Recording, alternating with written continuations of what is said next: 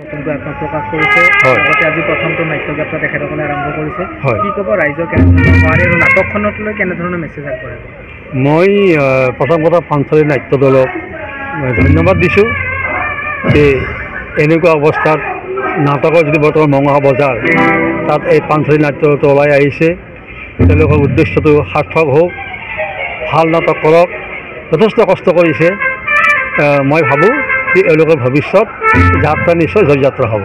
আজি কোনখন নাটকৰ জৰিয়তে শুভাৰম্ভ কৰা হৈছে? আজি হ'ল নাটকখন ময়ে লিখিছোঁ। নাটকৰ নাম হ'ল গজানন চোৰ। আচলতে গজানন চোৰ নাটকখন মই লিখাৰ মোৰ উদ্দেশ্য হ'ল যে আজিৰ সমাজত গজানন চোৰ এজন হিন্দী কাণ্ডা চোৰ, তাৰ লগত আছে গৰু চোৰ, তাৰ লগতে আছে তামোল চোৰ, কণাকাটা চোৰ। এটা সময়ত এইবিলাক আমাৰ কিছুমান চোৰৰ বৃত্তি আছিল, কিন্তু ঘৰবিলাক পকা হোৱাৰ লগে লগে এইবিলাক মানে কি এই বৃত্তিবিলাক নোহোৱা হ'ল। কোনোবাই পাণ দোকান দিছে, কোনোবাই হাজিৰা কৰে, কিন্তু দুখৰ কথা সেইটো হাজিৰা কৰিলেও মানুহে নাপাতে নামতা হ'ল, কাৰণ কিজানি দিনৰ হাজিৰা কৰি ৰাতিয়ে চুৰ কৰি লৈ যাবি। কিন্তু প্ৰকৃত অৰ্থত চোৰ অসমত দেশত কমিছে জানো? বৰ্তমান দেখোন ৰাতিৰ চোৰতকৈ দিনৰ চোৰ দিনে দিনে বাঢ়িয়ে গৈছে। অৰ্থাৎ যিবিলাক ভদ্ৰলোক চোৰ, এই ভদ্ৰলোক চোৰবিলাকে যিবিলাক IAS, ACS, APS, IPS officer, DFO, engineer, doctor, কিমান চোৰ আছে অসমত, জেল নধৰা হৈ গৈছে। তেওঁলোকে এই বিদ্যাটো ক'ত শিকে? গতিকে গজানন চোৰৰ উদ্দেশ্য হ'ল কি, কথা হ'ল কি, এই আমি এটা এনেকুৱা এখন ট্ৰেইনিং চেণ্টাৰ খুলিম যে এই যিবিলাক চোৰ, দিনৰ ভদ্ৰলোক চোৰ, সেই ভদ্ৰলোক চোৰক আমি উচিত শিক্ষা দিম। আৰু গোটেই গজানন চোৰ নাটকখনৰ উদ্দেশ্য সেইটোৱে, মেছেজ সেইটোৱে যে এই শিক্ষিত ভদ্ৰলোক চোৰবিলাকক আমি এই শিকনি দিম, আৰু সেই উদ্দেশ্য লৈ নাটকখন লিখা হৈছে মোৰ। কিমান বছৰ আচলতে নাট্য দলসমূহৰ লগত আপুনি জড়িত হৈ আছে? মই নাট্য দলৰ লগত জড়িত মই জন্মৰে পৰাই।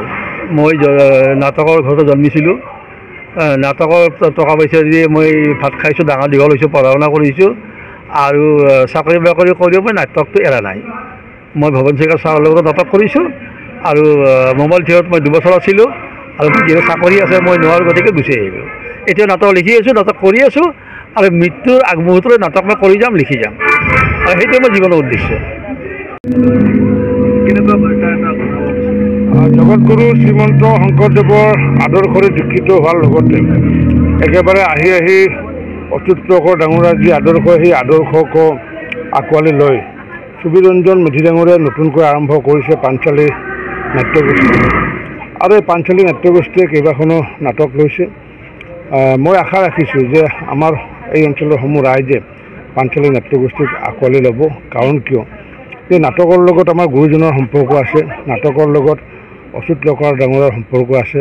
যিহেতু 1962 চনতে ভ্ৰাম্যমাণ হৈছিলে, আৰু কিছুমানে হয়তো ভ্ৰাম্যমাণ কৰিলে, কিছুমানে MSR কৰিলে, কিছুমানে নাট্য দল কৰিলে, কিছুমানে যাত্ৰা দল কৰিলে, কিন্তু আমি যোনে যি নকৰক কিয় সকলোকে আমি আঁকোৱালি ল'ব লাগিব। কাৰণ নাটক অসমীয়া জাতিৰ এটা অনবদ্য এটা অংগ, অসমীয়া সাহিত্যৰ এটা অনবদ্য অংগ। নাটক জীয়াই থাকিলেহে অসমীয়া সংস্কৃতি জীয়াই থাকিব। গতিকে পাঞ্চালী নাট্যগোষ্ঠীৰ জৰিয়তে যাতে আমি সকলোৱে এই নাট্যগোষ্ঠীটোক আগুৱাই নিব পাৰোঁ, তাকে মই আহ্বান জনাইছোঁ। বৰ্তমান ভ্ৰাম্যমাণত বিতৰ্ক চলিছে, এই ক্ষেত্ৰত যাত্ৰাপাৰ্টীসকলৰ ভূমিকা? যাত্ৰাপাৰ্টীৰ কথাটো সুকীয়া, আৰু ভ্ৰাম্যমাণৰ বিষয়টো সুকীয়া, কাৰণ ভ্ৰাম্যমাণত মনোৰঞ্জনৰ লগত ব্যৱসায়ো থাকে। ইয়াতে সাধাৰণতে ব্যৱসায় জড়িত নাথাকে। ইয়াতে সাধাৰণতে মনোৰঞ্জনৰ লগত মানুহক বিভিন্ন ধৰণৰ বাৰ্তা দিবলৈ বিচৰা হয়। কিন্তু প্ৰফেচনেল যিসমূহ ভ্ৰাম্যমাণ, তাত বাৰ্তা থাকিব পাৰে, নাথাকিব পাৰে, কিন্তু মানুহে কিছু মনোৰঞ্জন বিচাৰে, আৰু যাৰ কাৰণে কেতিয়াবা মনোৰঞ্জন দিবলৈ যাওঁতে বহুতো হয়তো সমালোচনা কৰিছে, কিন্তু মই এইটো সমালোচনা কৰা নাই। কাৰণ কিয়, যিহেতু মানুহৰ মনৰ ৰুচি থাকে, আৰু যিহেতু টকা পইচা খৰচ কৰি চাবলৈ আহে, গতিকে তেওঁলোকৰ ৰুচিৰ লগত কিছু সামঞ্জস্য থকাটো মানে বিচাৰে সকলোৱে। কিন্তু আমাৰ যিসমূহ MSR নাটক আছে বা নাট্য দলসমূহ আছে, তেওঁলোকৰ মূলগতভাৱে তেওঁলোকে পেচাদাৰী নহয়, আৰু তেওঁলোকে অপেচাদাৰী, আৰু তেওঁলোকে সেইকাৰণে MSR বুলি কয়। তেওঁলোকে সমাজৰ মাজত এই নাটকৰ সংস্কৃতি জীয়াই ৰখাৰ কাৰণে প্ৰয়াস কৰিছে, আৰু সেই প্ৰয়াস সুবীৰঞ্জন মেধি ডাঙৰীয়াই কৰিছে। মই তেওঁক ধন্যবাদ জনাইছোঁ, আৰু তেওঁক যিসকলে সহায় কৰিলে তেওঁলোককো ধন্যবাদ জনাইছোঁ। অভিনয় কৰাৰ হেঁপাহ আপুনিও পঢ়ি ৰাখিছে নেকি? আপোনাৰ অভিনয় কৰাৰ অভিজ্ঞতা নাই? কোনো কথা নাই, আপোনাৰ বাবে আহিছে সোণালী সুযোগ। 29 ছেপ্টেম্বৰত দিনৰ 9 বজাৰ পৰা নিশা 8 বজালৈ বলিউড তথা হলিউডৰ চিনেমাৰ বাবে অডিশ্যন হ'বলৈ গৈ আছে গুৱাহাটীৰ কাহিলীপাৰাস্থিত জ্যোতি চিত্ৰবনত। 5 বছৰ বয়সৰ পৰা 17 বছৰ ব্যক্তিয়ে কৰিব পাৰিব অংশগ্ৰহণ। পঞ্জীয়ন হ'ব বিনামূলীয়া, নিৰ্দিষ্ট ৱেবছাইটত কৰিব পাৰিব আবেদন।